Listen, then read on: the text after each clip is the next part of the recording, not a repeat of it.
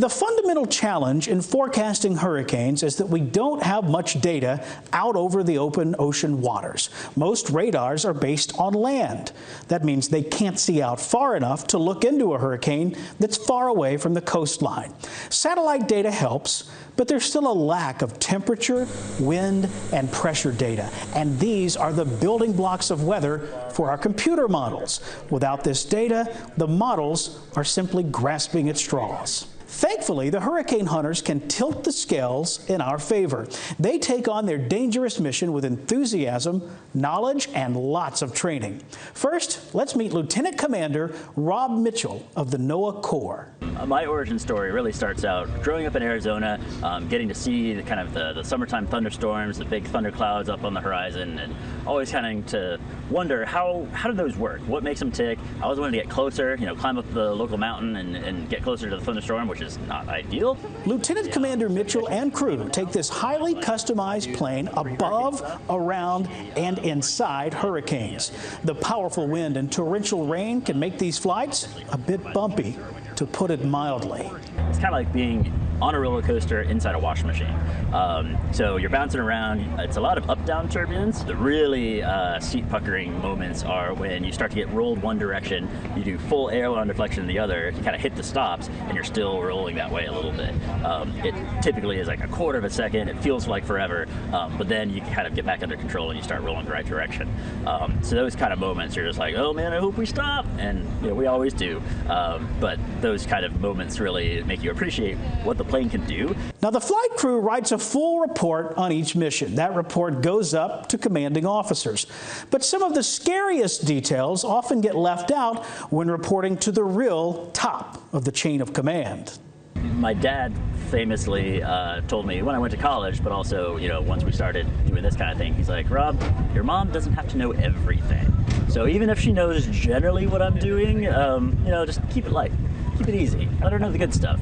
While the larger, stronger hurricanes get more attention, Commander Mitchell says it's not always the most intense hurricanes that cause the scariest rides. It's not necessarily about the category of the storm that it is that makes it scary. The worst ones are those rapidly intensifying storms.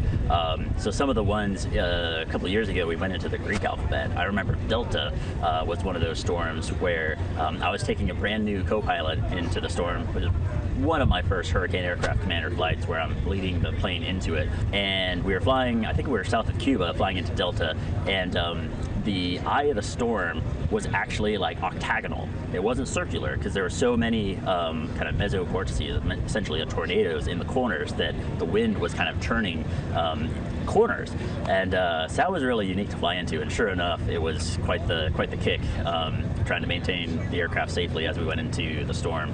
Nick Underwood knows that feeling all too well. He serves on the crew as a flight engineer, and his experience flying into Hurricane Ian is one that he'll never forget. And we were flying a night mission into the storm.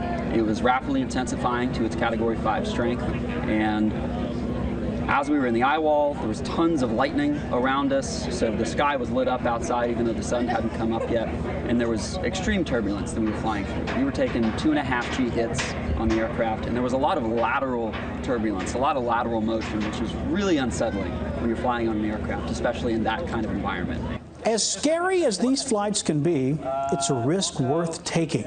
The data that comes from these flights makes the forecast more accurate. We have these types of instruments that we can drop out of the aircraft to collect what we call that in situ data. And so we can only do so much with remote observations from satellites, but really getting inside of the storm and collecting that temperature, pressure, humidity, the wind speed, the wind direction data, that is just so valuable for those computer models. And the better job we can do in the air, the better those forecasts are going to be, the more accurate the track is going to be, and the better we can predict how strong that storm is going to get. Lieutenant Colonel Toby Baker is no stranger to these missions. Serving in the United States Air Force Reserve, he's flown them for years. He knows that he and the crew are probably the first people to actually see it.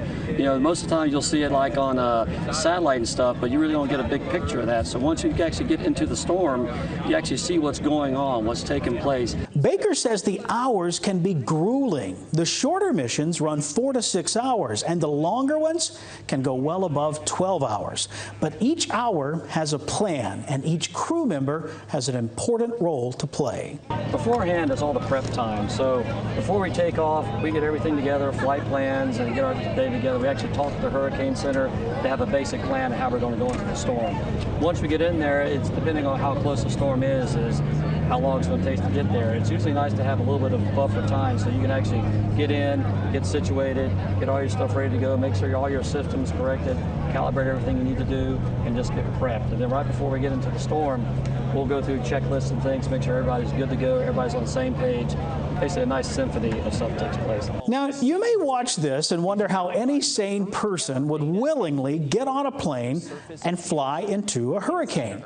But for Baker and crew, the motivation is clear. I want to make sure not just my family is safe, but everybody in the area is safe. So we're doing all this for them.